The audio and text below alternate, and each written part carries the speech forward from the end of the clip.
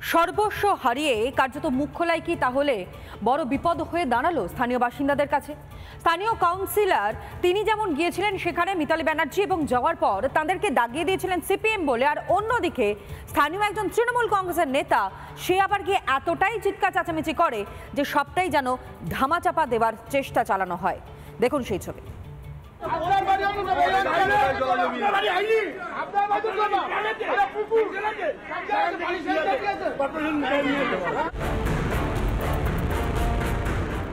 বাঘাযতীনে ভেঙে পড়া বহুতলের প্রত্যেকেই আজ সর্বশান্ত। বহুতলের বাকি অংশটুকু ভেঙে ফেলার কাজ করছে পুরসভা, তাই নিয়ম মেনে বাড়ি ভাঙার অনুরোধ জানাচ্ছিলেন এলাকাবাসী। নিজেরা যা ক্ষতিগ্রস্ত সর্বস্ব গেছে, আমাদের বাড়ির ঠিক পিছনের বাড়ি, তারা প্রচন্ডভাবে আতঙ্কিত। আমাদের জন্য ওনাদের যেন কোনো ক্ষতি না হয়। ভাঙা বাড়িটি এক হাত দূরে আমার বাড়িটি রয়েছে, জানি আমার বাড়িতে কোনো ক্ষতি না হয়, এই ব্যবস্থাটা করে জানি বাড়িটা ভাঙে। কথা প্রসঙ্গে উঠে আসছিল শাসক দলের যোগ, ক্ষতিগ্রস্তদের সহায়তা না পাওয়ার মতো নানা প্রসঙ্গ। কিন্তু তৃণমূল জমানায় মুখ খোলাটাই যেন মহাপাপ। আচমকাই স্থানীয়দের উপর চড়াও হয়ে রীতিমতো দাদাগিরি স্থানীয় তৃণমূল নেতা শঙ্কর পালের।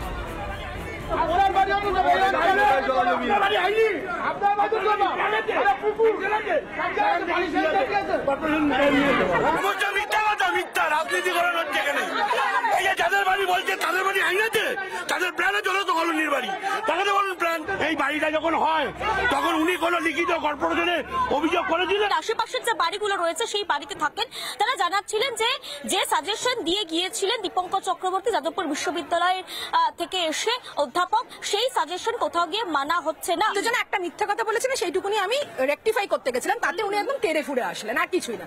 কাজটা তৃণমূলই করছে। এইখানে যে কাজগুলো হচ্ছিল সেই টাইমিং এ কাউন্সিলর কে ছিল শুধু এইটুকুনি জানি যে এই সময় কাউন্সিলর ছিলেন নির্মল কান্তি দাস। এই কথাটা আমি মুখ দিয়ে কেন উচ্চারণ করেছি, উনি তেড়ে মারতে আসছে। দায় ছাড়তে শুরু থেকেই বামেদের ঘাড়ে সব দায় চাপাতে মরিয়া কলকাতা পুরসভা। স্থানীয়দের একাংশ তৃণমূল যোগের কথা বলতেই ফুঁসে উঠলেন শাসক দলের নেতাকর্মীরা।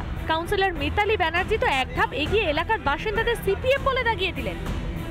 এই জায়গাগুলি এটাকে লেলিন দুর্গ বলে, ওনার আমলে ভরাট হয়েছে, ওনারা প্রতিবাদ করেনি কেন? বিশ্বানন্দ দাশগুপ্ত আরএসপির কাউন্সিলর, আমরা তো চিহ্নিত করেছি, জানি।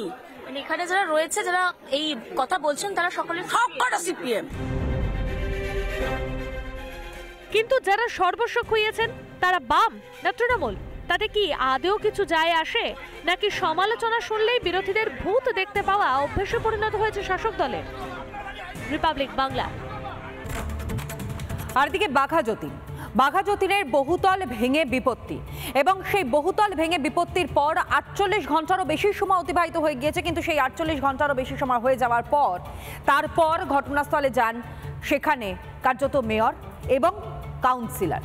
যখন কাউন্সিলর ঘটনাস্থলে গিয়েছেন তখন তাকে ঘিরে ধরে রীতিমতন বিক্ষোভ দেখিয়েছেন স্থানীয় বাসিন্দারা। এখানেই শেষ নয়, রিপাবলিক বাংলার লাগাতার খবর সম্প্রচার এবং সেই লাগাতার খবর সম্প্রচারের পর কিছুটা হলেও হয়তো বেকায়দায় পড়ে গিয়ে বকখালির একটি রিসর্ট থেকে গ্রেফতার করা হয়েছে অভিযুক্ত প্রমোটার সুভাষ রায়কে।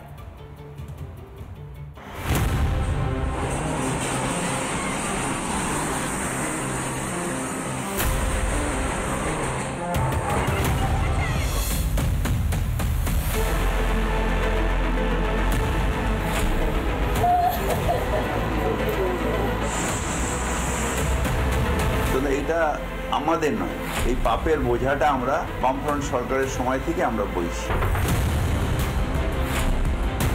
ঠিক আমার পিছনে সেই বাড়িটি শুভ অ্যাপার্টমেন্ট, যে অ্যাপার্টমেন্টে কার্যত হেলে একদিকে পড়ে রয়েছে এবং আশেপাশের যে বিল্ডিং গুলো রয়েছে সেগুলো ফাঁকা করছে, সেগুলো পুরোপুরি খালি করিয়ে দেওয়া হয়েছে।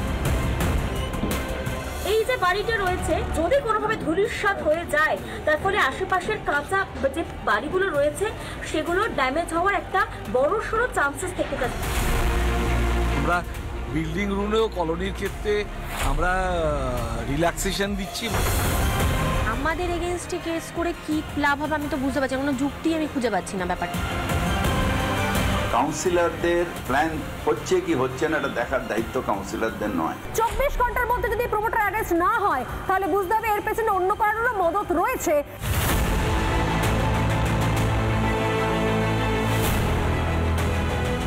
48 ঘন্টা ধরে রিপাবলিক বাংলার লাগাতার কভারেজের জের অবশেষে চাপে পড়ে বাঘাযতীনে বহুতল ভেঙে পড়ার নেপথ্যে থাকা প্রমোটার সুভাষ রায়কে গ্রেফতার করল পুলিশ। বকখালির একটি রিসর্ট থেকে ধরা পড়ল প্রমোটার। বাঘাযতীন কাণ্ডে, বাঘাযতীন বিল্ডিং ভেঙে পড়া কাণ্ডে সুভাষ রায় গ্রেফতার, প্রমোটার গ্রেফতার।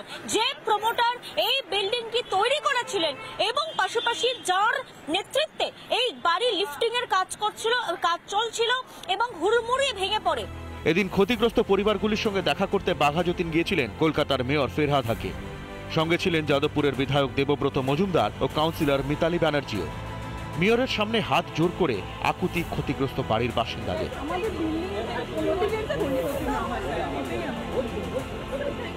প্রমোটারের দায়িত্ব জ্ঞানহীন আচরণের জেরে বিপর্যয়, মন্তব্য মেয়রের। এটা একটা ইঞ্জিনিয়ারিং ফল্ট হয়েছে। পৌরসভাকে না জানিয়ে প্রমোটার নিজে পাকামি করে তা হরিয়ানার থেকে কাউকে নিয়ে এসে কোনো স্ট্রাকচারাল ইঞ্জিনিয়ারের সাপোর্ট না নিয়ে বা তার প্রপোজালের পারমিশন না নিয়ে বাড়িটা নাকি একটুখানি বেঁকে ছিল সেটাকে ঠিক করতে গিয়ে এত বড় একটা বিপর্যয়। ক্ষতিগ্রস্তদের পুনর্বাসনের জন্য সব রকমের চেষ্টার আশ্বাস দিয়েছেন মেয়র। তবে কেন এমন ঘটনা ঘটল, কলকাতা পুরসভা কি দায় এড়াতে পারে? যে এইভাবে কোনো ইল্লিগাল বাড়িকে যদি পুরসভা লিগালাইজ করে দেয় তাহলে আর ইল্লিগাল বলে তো কিছুই থাকবে না। খুনকে যদি আপনি লাইসেন্স দিয়ে দেন খুন করতে পারো তাহলে আর বেআইনি বলে তো কিছুই থাকবে না। গার্ডেন রিচে বহুতল ভেঙে 13 জনের মৃত্যু নাড়িয়ে দিয়েছিল গোটা শহরকে। সেই ঘটনা থেকে কি কিছুই শিক্ষা নেয়নি পুরসভা? রিপাবলিক বাংলা।